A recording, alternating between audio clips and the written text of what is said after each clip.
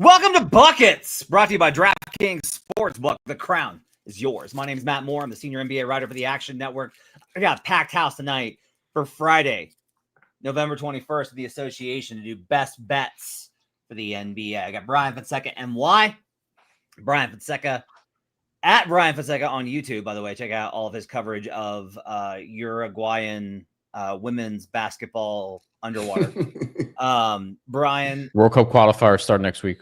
Yeah, he'll have bets on those in the Action Network. Basketball, that is, not football. Sean Little at Chicago Flow, who has been studiously watching this football game unfold as we're live here on youtube.com/the Action Network. Also joined by Brandon Kravitz at Brandon Kravitz, BK Picks in the Action Network app, host of the Favorites podcast, which you should check out. Also, pre and post game voice for the Orlando Magic, who got another good win tonight versus the Los Angeles Clippers. Killed our parlay because the Clippers are a fucking joke. Just a joke with a sick punchline.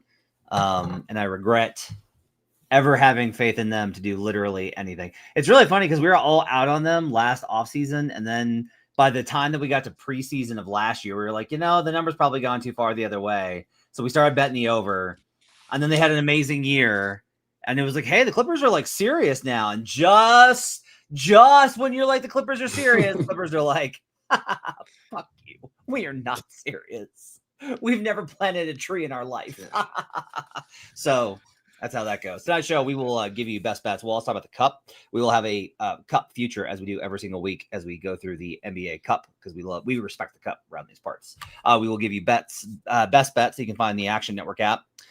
Download it right now. Sign up for Action Pro, and you can get all sorts of awesome stuff in there. All sorts of incredible information, as well as Sean Kerner's picks when they come live before the market moves. Nick Giffen, our analytics team, everybody. We've got it's that time of year. We have the best deal on Action Pro right now as part of our Black Friday presale, and it's live right now. Sign up now for $40 off an annual subscription, which is our biggest sale of the year. You get real-time alerts from experts like Sean Kerner, Nick Giffen, Stuckey, Chris Raybon as they track in the app. Without Action Pro, you'll have to wait 30 minutes to get alerts, and you risk not getting the best of the number. You also get real-time money percentages to see where the smart money is following, and our NFL player prop projections powered by Sean Kerner.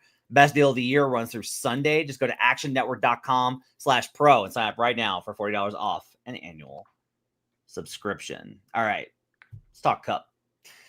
So going into week 3 here of the NBA Cup, most teams have played at least 2 games. Some notes real quickly. Warriors and Blazers are going to play, and one team is going to go to 2-1 out of that group. The Rockets and Nuggets play, and one team out of there goes to 2-1, and they'll have a better point differential. The Warriors host the Rockets in the final group game for both. The Nuggets host the Spurs without Wemby.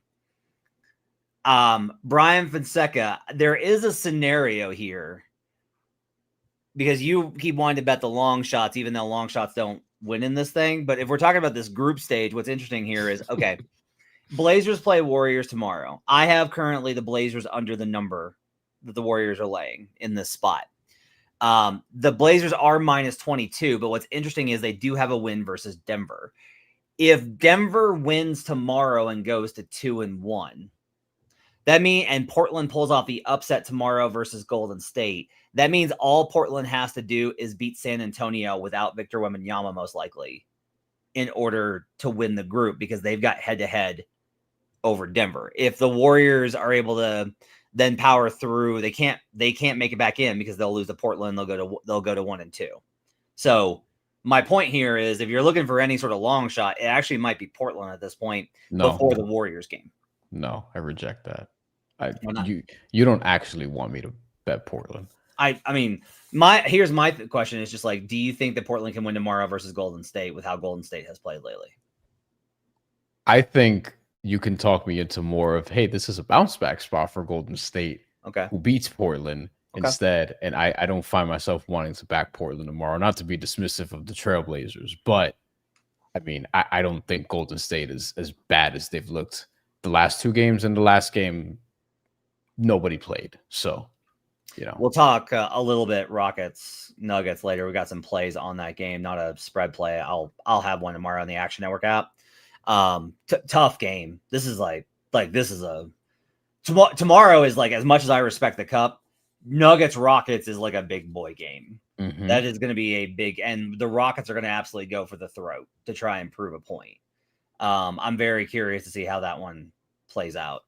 Thunder, real quick on that. Yeah, I think there's always games in the beginning of the regular season that just have a little gravitas and a little heavier. Like last year, a couple years back, we saw Boston versus Cleveland and that matchup, and the Thunder versus some of the big boys early.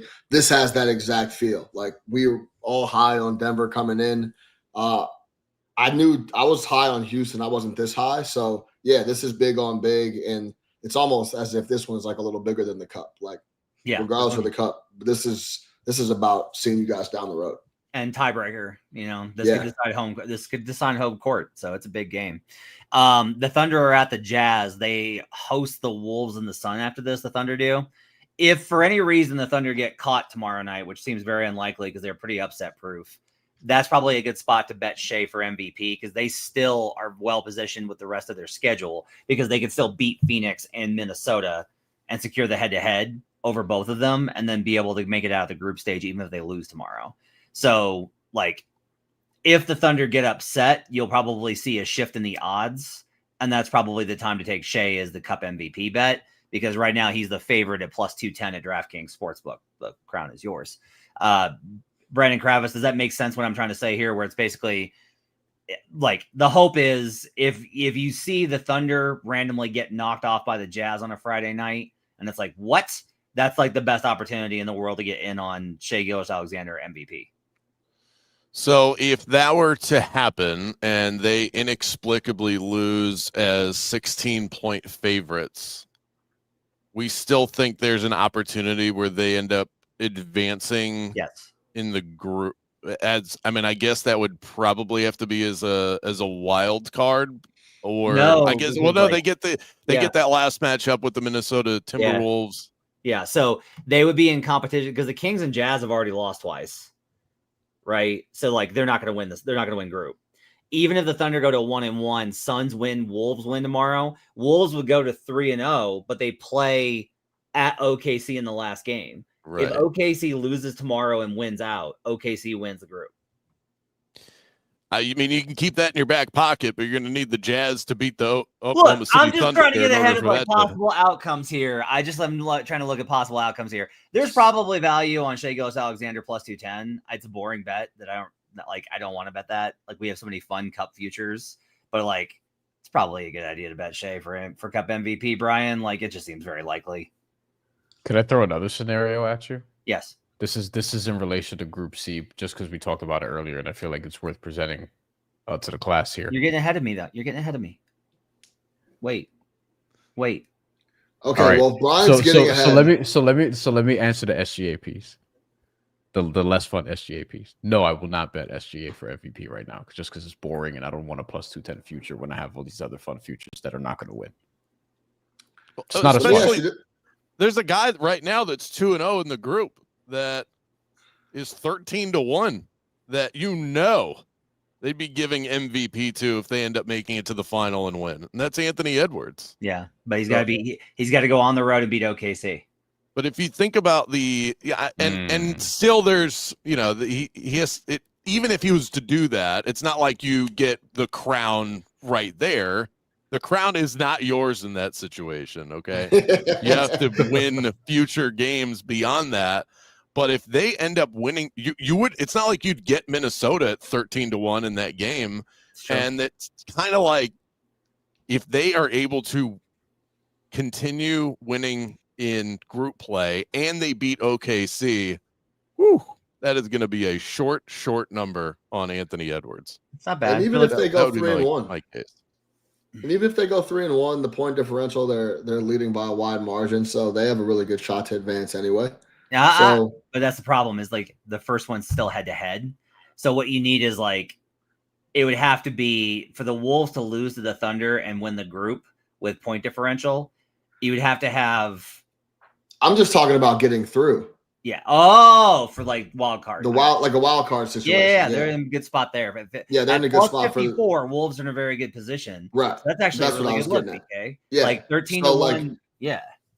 So you lose to the Thunder. Okay, you could still get in via the wild card, and then it's it's up for grabs when you get out to Vegas. So yeah, I wouldn't talk you off that. And that's where I think, in my betting philosophy of this very new NBA Cup that we're all trying to get a handle on, is I think that this is where the value is on the teams that are already ahead of where they sit in the group, because the margin for error is tiny. You can go 3-1 in group play and see you later. You're done with the in-season tournament just based off of differential. Yeah. So if you're already 2-0, I don't care who you've played, you have a leg up on other teams that are in your group, which means if you're still getting good odds on things like MVP or to win a group or to win the tournament, I feel like there's an advantage there of betting into those teams that already have. It's like having a head start in a race.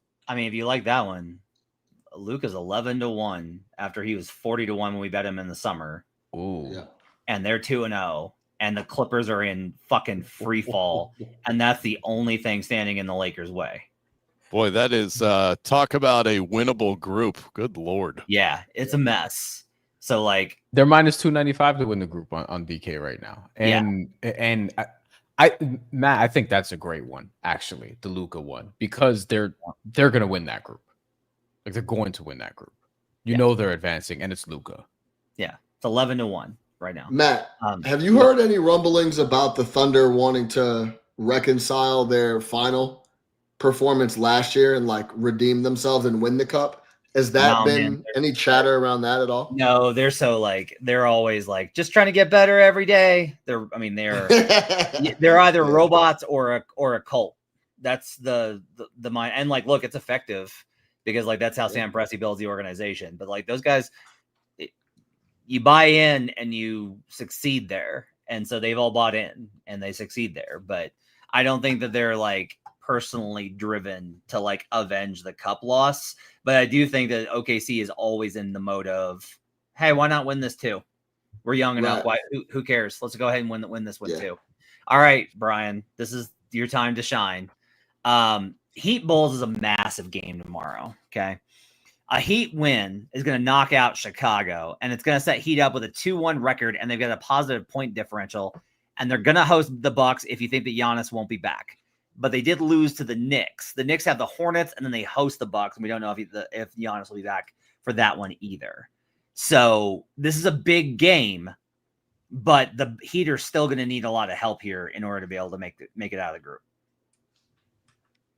It feels like the winner of this has a chance, though. Yes. So I've seen some worrying Knicks trends. They are 19th in fourth quarter margin this season so far. In the first quarter, they're 11th. They're 5th in the second and 6th in the third, or that may be reversed. And also against the spread in fourth quarters, they're the second worst team in the NBA at covering in the fourth, which is to say they've been closing really, really poorly. This escalated over the last week or so. The game against Dallas last night, they got their first win on the road this season. It was terrible. And they're a team where they're not playing up to their talent level right now. And they've already lost to Miami twice. They've already lost to Chicago. I just don't think it's a given that they're going to win this group the way that they've been playing. The trap game is probably Milwaukee if Giannis plays. I'm not going to sit up here and tell you that Charlotte's going to beat them. I will just point out that Brandon Miller may be back. It's just not a given that they win their group. They just have the easier path there. And if Giannis doesn't play, then yes, they should be able to get this. But if Giannis does, like this number tells me they don't think Giannis is going to be available for that game, which we don't actually know yet. Right. So that's where I'm a little dubious. Like, should they be plus 150 right now? The way that feels like they're just weighing the Charlotte game and not the Milwaukee game. The way this works out, if the Heat went out, they're 3-1 with a loss to the Knicks. If the Knicks went out, they're 3-1 with a loss to the Bulls. If the Bucks go 1-1 with a loss to the Heat, because they have to for the Heat to win out. Well, actually they can't because they play the Knicks. So the Heat and the Knicks both can't win out, or the Bucks and the Knicks. The Bucks and the Knicks can't both win out. So only one of those teams is in there. So if you want Heat, you're hoping against hope that the Bucks are able to knock off the Knicks in the last game, which can happen. Which can happen. We'll come back to this one when we get to our official DK play of the night. One question on this, because Miami's plus 425 for the group and Chicago's plus 350. If you think Miami's going to win tomorrow, should you just bet them to win this group?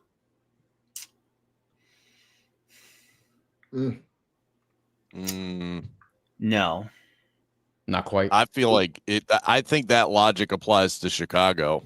If you think Chicago is going to beat Miami, you should probably bet them to win the group because they have the win over the Knicks. Like I know, even with the Knicks being vulnerable, Brian, the fact that they've got that head-to-head win over Miami is massive, right? Because unless Chicago wins, right now, now Chicago is like that's like the one here is if you think Chicago beats Miami, you should absolutely be betting the Bulls. Yeah. To win the group, and you should probably be betting them. Be looking at stuff like to make whatever round. That's the other thing you can do there. The Magic are going to need a Pistons loss at the Celtics on Wednesday, probably because of how their schedule shakes out. Now Orlando's red hot in their group, like they're just liquid Nova. They're 2-0. They got a plus 20, but they do have to go at Detroit in the last game of the season and the last game of the Cup. That's going to be that's probably for the group based off of where we're at. Kind of depends like if Detroit gets caught by Boston or not. But BK, Magic are still in a very good position here. Point differential is not going to matter if they beat Detroit. Like Magic and Pistons both control destiny at 2-0. Like you went out, you're in. Yeah, that game on Friday, that's next Friday. That's going to be a lot of fun. If you're an NBA junkie, that one's not going to get the national fanfare that it probably deserves. But I think anybody listening to this knows how good that game is going to be. I can tell you with a fair amount of confidence, don't expect Paolo back for that. However, I'm not sure it matters with the way this team is playing right now.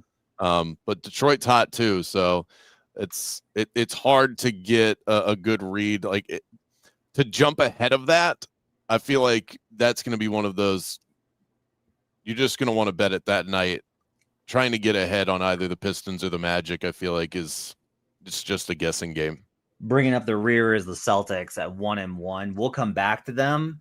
They play the Brooklyn Nets, and you are gonna there is very likely to be a certain way that the Celtics will play that game that we'll kind of come back to. Finally, just as like this one's done, but just as a heads up, the Raptors can clinch tomorrow. If they win and the Pacers lose, that's it. The Raptors win their group. That's how bad that group was with the Cavaliers losing to Toronto. The Raptors win tomorrow and the Pacers lose to Cleveland, and that's it. The Raptors clinch that group. I don't want any future with Toronto. I don't think they can win in the Cup. I don't want Brandon Ingram. I don't want Scotty Barnes. I don't want to advance. Like we can play game by game if you want to see once the bracket comes out, Sean. But like I don't want any part of this Toronto Raptors team in a playoff. I mean, I'm the wrong guy to talk to about the Toronto Raptors. He's anti-dinosaurs. I'm anti-Toronto Raptors from the start of the season. Now, all the guys, Turvey, Delera, they've all been in my inbox talking about, awful quiet about the Raptors, Sean, after they rip off 9 in a row. So, yeah, I mean, they're a lot better than I thought they would be. But, yeah, I mean, I'm still long. I'm fading Toronto overall, especially in big-time matchups, in leverage spots, in spots like if they were to go and get into, like, the semifinal of the Cup. Okay. All right. That is your rundown of the NBA Cup and how to kind of bet it. We will give you a future to talk about after all of our analysis coming up. But first, the Buckets Podcast is teamed up with DraftKings Sportsbook, where new customers can bet $5 and get $200 back in bonus bets if your bet wins, plus 3 months of NBA League Pass. Stay in on the action and use your bonus bets on DraftKings same-game parlays for a shot at an even bigger payout. To get started, use promo code BucketsNBA when signing up with DraftKings. Again, use code BucketsNBA when signing up and bet $5 to get $200 back in bonus bets if your bet wins, plus 3 months of NBA League Pass. The crown is yours. And speaking of, we've got a DK official cup feature of the week. We do every Friday here on Buckets. So let's go back real quickly. I know that people's eyes start to glaze over when we start talking about these scenarios, but it's like playoff seedings. Like some of this is just like win-loss. If we head back to Group C, the Knicks have lost to the Bulls. They beat the Heat. They face Charlotte and then Milwaukee, and they're at home for that Bucks game, even if Giannis is back. So, and regardless of what Bryan Fonseca is going to say about Brandon Miller coming back after LaMelo Ball apparently is wanting out of Charlotte, the situation is not ideal. Charlotte, Charlotte, quite honestly, needs to be like legitimately, like their organization needs to be embarrassed. Like their performance versus the Pacers yesterday was pathetic. The Pacers were going to win that game. I don't know. I went into that. I'm like, the Pacers are going to get this one with Mathurin back, with Siakam, with Nembhard. I felt like they were going to win that game. That's fine, but like they clock them the entire game, and that's the dead last offense in the league. And if you're like they're healthier, come on, man. Like you should not be getting that blown out by that Indiana team. You can't. Yes, I agree, but when your star player shoots 5 for 20, who allegedly wants out, I mean, look, the report came out about the potential trade request. It's not really a trade request, and it's like we're all trying to find the guy who did this, right? And it's like, send him to the Nets, get back Michael Porter Jr.'s contract, let it expire, and build a team around Brandon Miller and Conca Nipple. That's it. Anyway, back in the real world, I've never met anybody with a better read on the Charlotte Hornets than Bryan Fonseca. I know. He's so plugged in. He's so plugged in. That's why he takes the over 2 years in a row. Injuries. Bucks. So Bucks are at Heat next week, and then they're at Knicks. So that's pretty tough, depending on when Giannis gets back. Even if Giannis gets back, that's pretty tough. Going at Heat, Knicks. I think those are the two of the 3 best teams in the Eastern Conference. The Bulls face Miami tomorrow, and I like Miami. With the Bulls coming off of the West Coast road trip, I like Miami tomorrow. No surprise, I'm very high on the Heat this year. But then there's the Heat, and the Heat are in really good position, but they lost to the Knicks heads up. So even though he's been out with injury and just came back, doesn't matter because all that matters is how you play in Vegas. Jalen Brunson, Cup MVP right now at DraftKings. You can get that young man all the way down at 30-1. That is our official play of the week. Sean, you're plugged in here. The crown is yours. Sean, you're plugged in on Knicks stuff. Yeah. Do you feel like is this like a good play, especially with Brunson's clutch ability? Yeah, absolutely. Everything runs through him regardless of what roster changes have been made and all that. Yes, Deuce McBride's playing a lot better. Landry Shamet's playing better the last couple of games, but in leveraged crunch time spots, it's going to be Jalen Brunson. And if they do make a run, it's going to be him. I think you can say that about, like Brandon said about Minnesota with Ant, Luka with the Lakers. The number one guy is going to be the guy that wins MVP here. And they have a real shot to get there. If they can get in to a good matchup in the semis, they get to the final. Brunson's going to have a big game in the semis and in the final. It's just about if they can get the win, and they're very live, just like the other couple top teams in the league. Fonseca? I mean, he's the best player in the group, and they're most likely to win the group. Like it can also be that simple, right? Like if it's gonna be the Knicks, it's probably gonna be Jalen Brunson. It's probably not gonna be Karl Anthony Towns the way that he's been playing lately, and because he does dumb shit in the fourth quarter all the time. Part of why their fourth quarter margin is as low as it is because Karl Anthony Towns commits multiple stupid fouls in the fourth quarter and can't hit a 3-point shot right now, even though he's been wide open for a bunch of them. So Step one when trying to pick up an MVP ticket is how live are they to get to Saturday in Las Vegas for the semis. If they're live and they're favored to win the group, I wouldn't mind if you took multiple slips on multiple different MVPs outside of SGA if they're favored to win the group and are going to have a live shot on Saturday to then potentially play in that championship on Tuesday. So, like, how many, Sean? Like, how many slips? Like, sincerely, like, you could bet 3 to 4. They're 13 and 14. Not enough. This feels like an admission coming from Matt Moore. Can I guess some of these? Can I set the over under for Matt Moore MVP tickets Cup in the MVP? Cup? I had Victor Wembanyama. It was going to be so good. I would set the line at 5.5. I think that's a sharp line. We had so many good ones. By the way, if you missed it, I wasn't able to log it because we're having problems. We're working on getting it fixed in the futures section of the app. The Cup MVP wasn't working, but we told you last week, we were like, hey, if the Pistons win, like, you're going to want to get, if the Pistons and Magic win, you're going to want to get on Cade. Like, that's a really good pickup there at 14-1. And sure enough, Cade's, it hasn't moved because they're not favored. So I still think Cade's a really good pickup there because I think the Pistons, if they make the group, can do it. Brandon, before we move on, I do want to kind of hit you with this though. Franz and Paolo are both 35-1. The Magic are 2-0. The Knicks are 1-1. Is that correct? Yes, 1-1. So we talked about like they're further along. So the Heat are more likely to get the Saturday, or the Magic are more likely to get the Saturday than the Knicks right now. But Franz is $5 longer than Jalen Brunson. Does that sound right to you? Yeah, just because they haven't lost yet. So I think that kind of goes back to my theory on, even if you can see the path, you still the path is so crystal clear for the teams that haven't taken a loss yet. It's just so much easier for them to find a way there, because you can still trip up and make your way through. The Knicks can't. And so you're sort of paying for that. I do think it's silly that Franz and Paolo have the same number when Paolo isn't even back yet.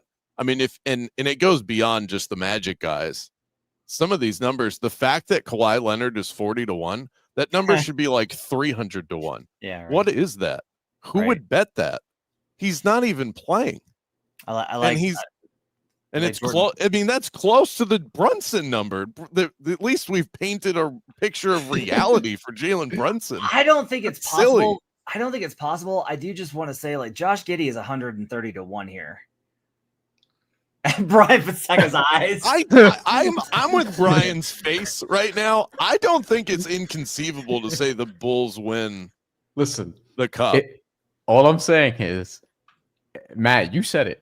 If you think the Bulls are going to win against the Heat tomorrow, you could bet Bulls group. You could also bet Josh Giddey MVP. So my argument against Bryan was like, look at who we've seen win, like the Lakers, the Bucks. Like, these are big time teams with big time superstars. But also, we have 2 years of data. What if this year is just different? And it's like, oh no, like all the randos won, and it was Bulls and Warriors in the final, and Josh Giddey had a triple double and won. The Pacers made it to the NBA Finals off the back of a scorching hot Tyrese Halliburton. Why couldn't the Bulls make it to Vegas with Josh Giddey? All you need is a couple of tryhards and a star, and they can check. That is the question. If we did take that ticket though, and it was like Thunder Bulls, I would not feel great about a Josh Giddey revenge game versus the Thunder. I feel like that would go very badly. Let's just hedge with Thunder minus 14.5 because that's what the line would be. Let's do best bets. Let's start with Sean Little. Sean, what's your best bet? Your 3-star for Friday. Cam Johnson over 11.5 points minus 112.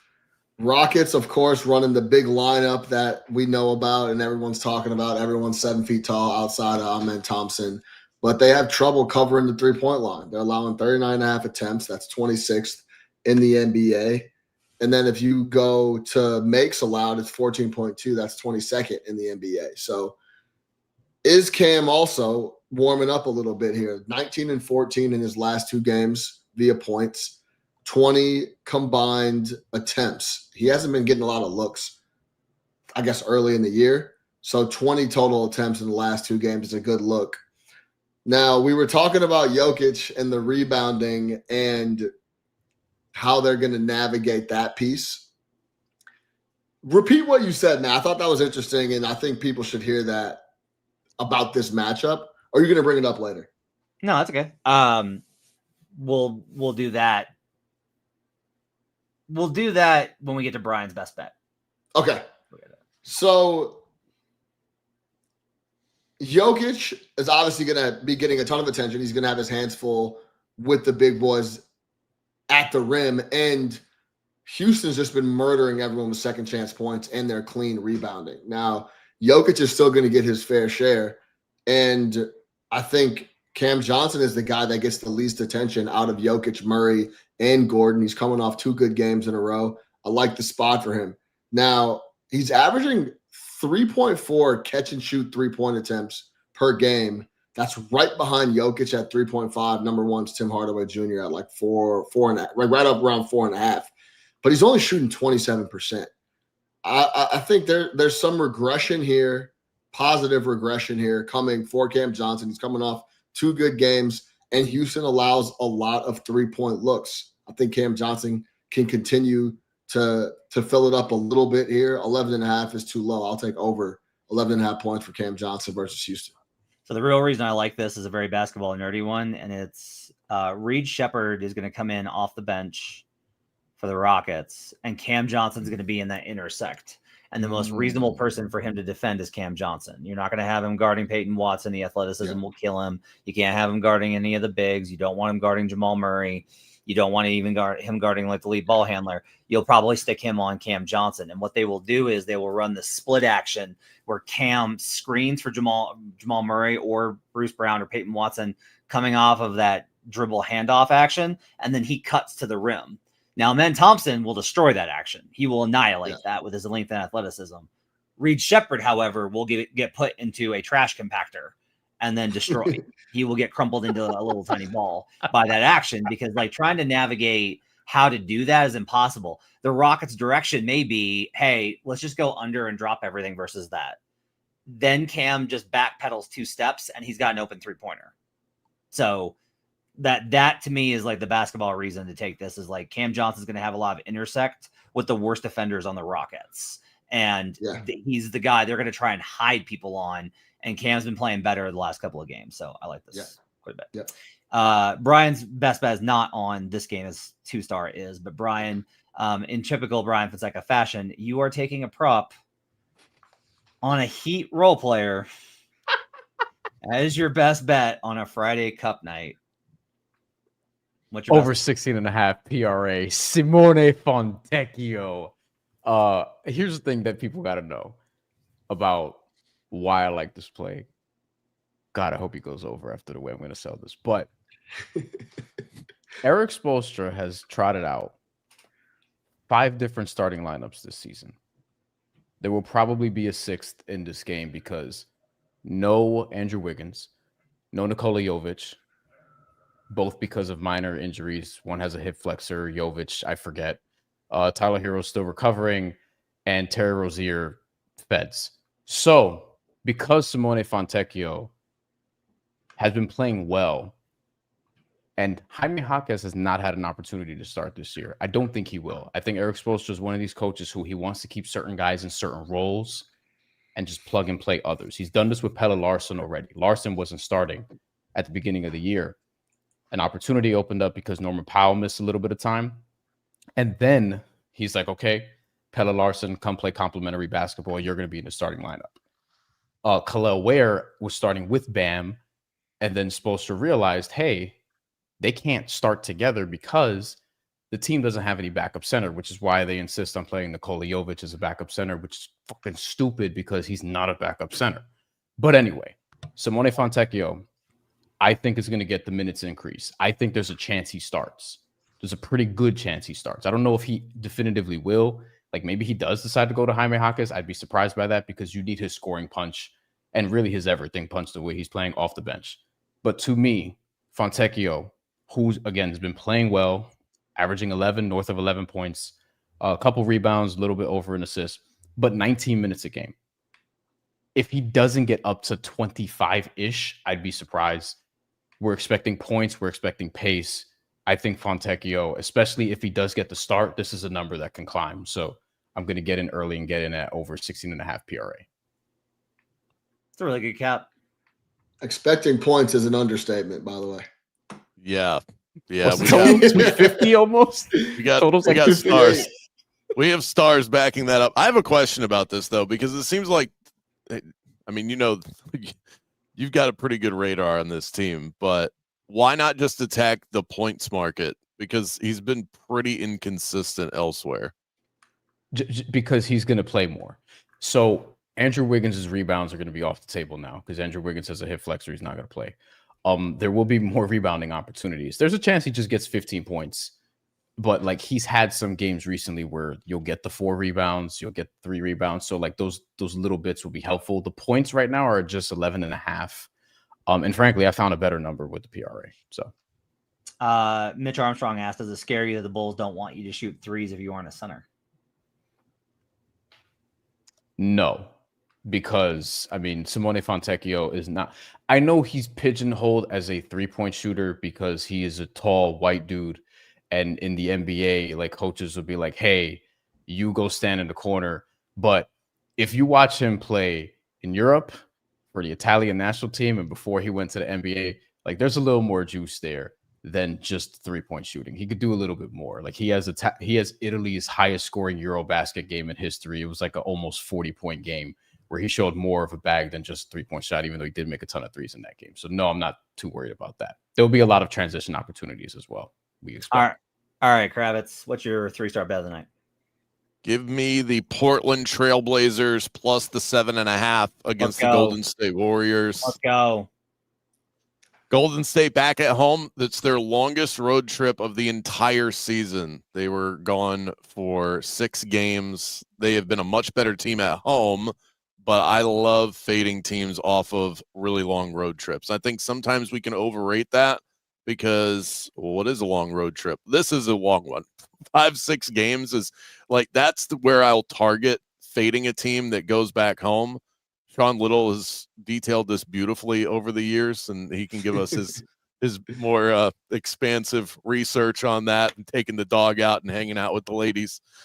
Portland has actually been a better road team than they've been a home team this year, averaging 123 on the road, 5 points higher than when they're at the house. Shaedon Sharpe has a chance to play. Drew Holiday's a game time call. If those guys play, this number will not be 7.5 at tip off. It feels like we're paying a Warriors tax right now for a Warriors team that simply is not playing that well. So I'm not paying the tax. I'll take the dog. The Trailblazers have some nice wins on the season. A little bit of a buy low. They did cover the spread against Chicago, but they have been rough around the edges. If you've been betting Portland, I think they get back on track here. I've been unable to find the trends to back this up because, like, Scott Hastings was talking about this, and he's a former player the other night in the Nuggets media room, and like lots of people have kind of talked about it, about, you know, you go on this long road trip and then you come home, and I just can't find the data. I just can't find the data to back it up because teams, especially Western Conference teams coming off of a 6-game road trip or longer, home favorites, it's 40, 44, and 1. It's 47.6% ATS. So it's losing, and it's like it's just under profitable at 52.4 to fade them. But I think you'd have to take the noise out of that, because sometimes if you're coming home and you're taking on a team that it's just it's one of those squads that you can steamroll, to me that wouldn't apply. If it was the Warriors go back home and in come the Washington Wizards, I'd want no part of that. The fact that they have some real resistance here with the Portland Trailblazers team that does have a lot of talent, and Denny Avdia, who's playing out of his mind right now, that is where Ben, I'm not saying that, I'm about to give you the stat to back this up. It's just, that's more of a spot play on the right type of team. And I think Portland is that right type of opponent to cover a number like this against the team coming home. Matt, how many games do you have on the road trip? I've got 6 or more. Are you able to put in, if they're a home favorite, of like 6 or more points? Yeah, I did it for actually more competitive, because that's what BK was saying, was like, I put in if it's less than 8, because the average was 7.3. If they were less than an 8-point favorite, And that only moves it to 48. It moves it up a little bit, 48.5. But let's do the other way. And let's find out what happens if they're more than a possession favorite, if they're more than a 4-point favorite. Okay. If they're more than a possession favorite, so more than 4 points, you're favored by, it drops to 60, 83, and 1 after a 6-game road trip or longer. 42% ATS. That bumps up to 58%. Because Brandon, nice. My cap would have been real nice had I had that in my back pocket. Because Brandon, remember, you get home, you got to walk the dog, you got to go pick up the dry cleaning, you got to go take out a couple, it might be a wife, it might be a couple of girlfriends. Next thing you know, you look up, it's the second quarter, You're at home, you're down 8 points, and Denny Abdia has 19 on 6 of 7 from the floor. So yeah, that's the old getting back home cat. You guys do not understand how many bets I've made from the dog out over the years. Guy says Blazers are good this year. Have you watched a game, bro? Are they? Like, really pay attention to like Portland's. I had them versus the Suns the other night, and they got dusted in a spot where they were supposed to show up, and they were favored in the game, and it was a really good spot for them off of the Phoenix Suns. I want to say they were playing like 3 and 5. Dylan Brooks had just scored 90 in his last like 3 games. And yes, we've been watching, and I've been losing money. Yeah, Portland is 3 and 7 in their last 10. 2 of their wins are versus the Warriors previously and the Nuggets. Guys, we're missing the most important detail here. Some teams cannot be trusted as favorites. I agree. And that Portland is that team. They are 6-2 against the spread as an underdog. This is when you bet Portland, not when you have expectations. They are not responsible enough for such things. Well said. This is where you bet them. All right. Kravitz, are you taking the money line also? Like, are you sprinkling on the money line for this? I typically will put a quarter. If I put a full unit on the spread that's south, that's like between 3 and 10, I will put at least a quarter unit on the money line. Yes, I will sprinkle on the money line. I make this 5. That's why I make this. I make this line Warriors -5. So I'll be with BK on this. It'll be a nice play for us. Okay. Let's do a snake here, and let's have Kravitz. I'm going to make you go again. Give me your 2 and 1 stars. Do you want the caps on them too? Or Fire away. So I'm going Amen Thompson under 29.5 PRA. Interesting. He just hasn't been hitting this. I love him as a player. To me, he passes every eye test imaginable, but with all the guys getting touches, KD gets his shots, Şengün gets his shots. They go double big. There go the boards. Reed Shepherd's done a good job setting up the offense. There go the assists. I feel like this line indicates the usage of a true point guard, and he's just not that. The under has hit for him in 6 straight. People keep going back to the well on Amen Thompson because he's a sensational player, but so much of his value is in efficiency and in defense. And I would go oppo to this with the old, like, he's due adage, but the Nuggets have one of the better defenses in the NBA. So I don't see this as the game where he breaks through statistically. And then how can we not on Cup night in the year of our Lord, 2025, not have an over on Heat Bulls at 248.5? I mean, we have a cup game here between 2 of the highest paced teams in the NBA. Some wacko court. I think the Bulls go gray for some reason. Why not red? I'd like this even more. Miami's gone under in 2 straight. The Bulls went under on Wednesday. Folks, there is an explosion coming in Chicago. So those are my 2 and 1 star plays. All right. Unders have been slightly positive in the cup this year. I'm having a hard time getting a handle on totals. I'm staying away from this one. I have it slightly under, but under no circumstances do I want to bet an under on this game. So I totally understand why you're on the over, because pace alone should mean this is a pretty wild one.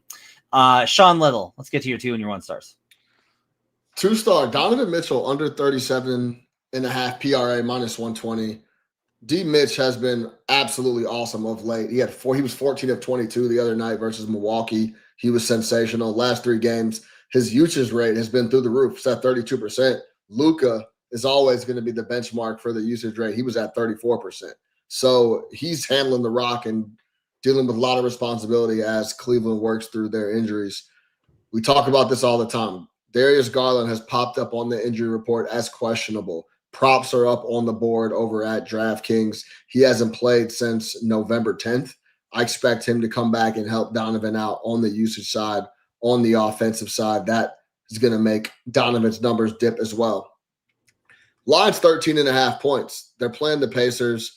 They could open this game up and Donovan just doesn't play the minutes potentially that he typically does. It'd be a really good spot to get him some rest. And I think what he's been doing in the usage rate and what he's been doing it all. The last, I would say, 9 games, he's averaging like 32 points for Cleveland. So if this is a spot they can get him to rest, I think they will. And he's also going to see a lot of really good on-ball defenders. We're talking about Nembhard. We're talking about McConnell. We're talking about Shepard. So if the keys are to focus on Donovan, try to get him out of his game, they got 3 guys that can do that on ball.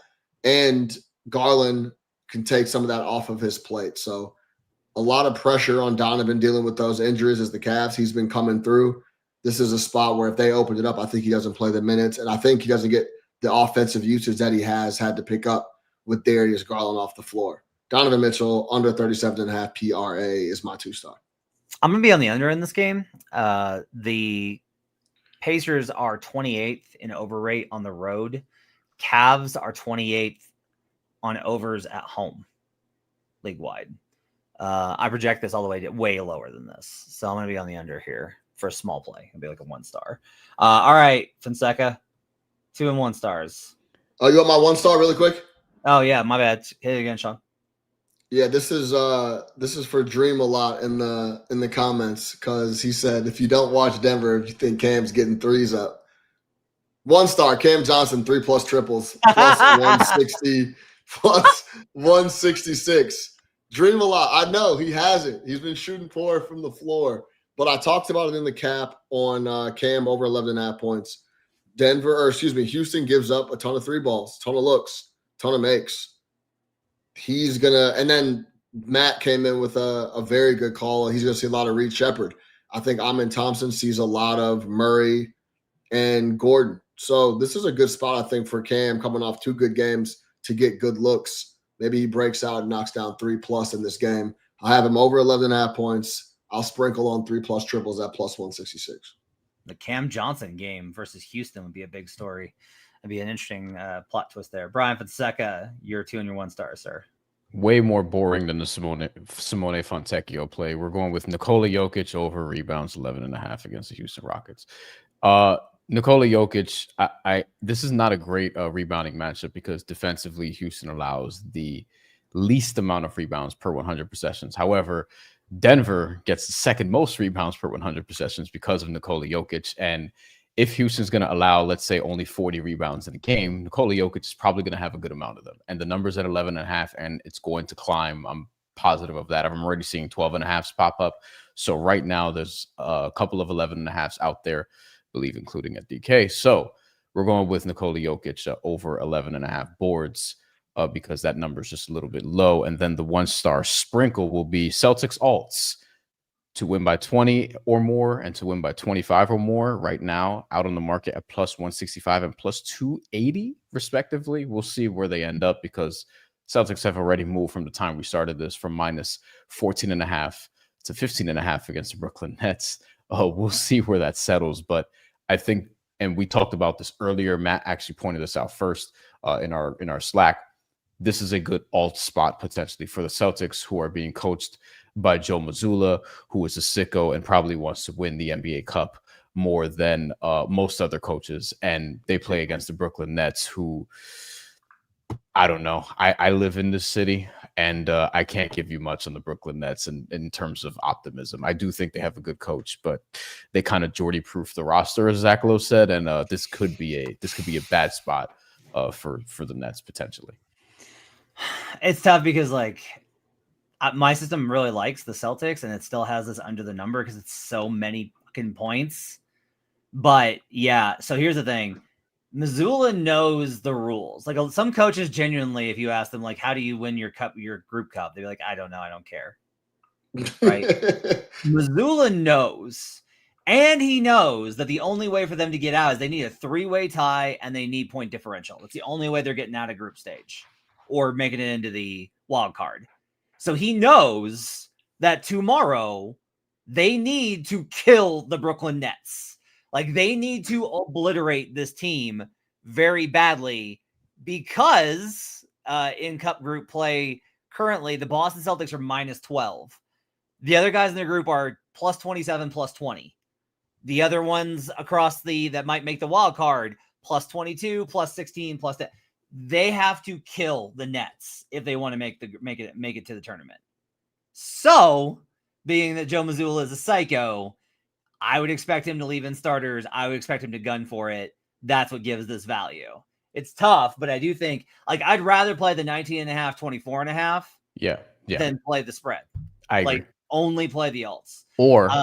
Or what Anderson Valencia comments, if the alts make you queasy, you can look for a team total. And there are team total alts that may be available that maybe you're more comfortable with that than the spread. This could be a big scoring night for the Celtics is I guess where we're at. The Rockets haven't played a lot of great rebounders yet. And that's not that they're not going to be dominant because they are. They're going to be dominant. Here are the players that have had double-digit rebounds versus them. Day'Ron Sharpe, PJ Washington, Alex Sarr. I remember that one. And Denny Avdia. So Jokic is going to have to break out in a big way. But again, I'm looking at this list and it's like they haven't faced a lot of like really dominant rebounders. So we'll see what Jokic does tomorrow night. All right, that's going to do it for Best Bets. Appreciate you guys being with us. Another look at the board here. Bryan Fonseca's got Simone Fontecchio over 16.5 PRA. Nikola Jokic over 11.5 rebounds, and the Celtics alt plays. Brandon Kravitz has the Blazers +7.5. Amen Thompson under 29.5 PRA, and the Heat Bulls over at 248.5. That one's climbing. Sean Little's got Cam Johnson over 11.5 points. He's also, for his 1-star, got Cam Johnson 3+ triples. And his 2-stars, Donovan Mitchell under 37.5 PRA. I'll have a full card up in the morning for all of my best bets in the Action Network app. My thanks to Bryan Fonseca NY on Twitter. My thanks to Brandon Kravitz at Brandon Kravitz, BK Picks. Check out the Favorites podcast, and Sean Little at Chicago Flow. David Payne, our producer. We'll see you guys again on Sunday night for Future Jays with Jim Turvey and Joe Delera. Enjoy the cup. Till next time, let's get buckets.